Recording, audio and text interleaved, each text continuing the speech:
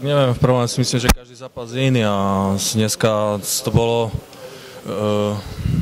super dobre bránil a si myslím, nepustil nás do nejakých protiútokov a si myslím, že hrali sme 5 zápasov v rade, takže ten super si nás začína viac všímať, celé mužstvo a ja si myslím, že teraz každý zápas bude o takom niečom. Každý sa bude chcieť na nás vytiahnuť, bude hodne brániť a bude čakať na tie breaky.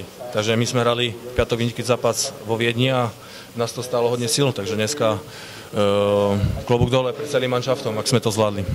Probíhala nějaká promluva po těch 2/3, jak budete postupovat v té závěrečné periodě?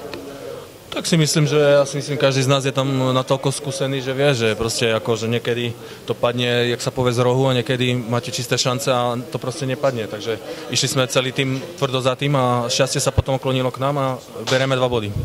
Vy sám jste dal vlastně vyrovnávací branku a uspěl jste při prvním nájezdu, určitě jste měl ohromnou radost. Tak určite ako takéto zápasy si myslím, že sú krajšie, keď niekomu dáte 10. Takže tu sa vidí tá sila týmu, ktorá si myslím, že v play-off môže rozhodovať. Fanoušci vás celou dobu hnali za vítězstvím, chtěl byste jim něco vzkázat?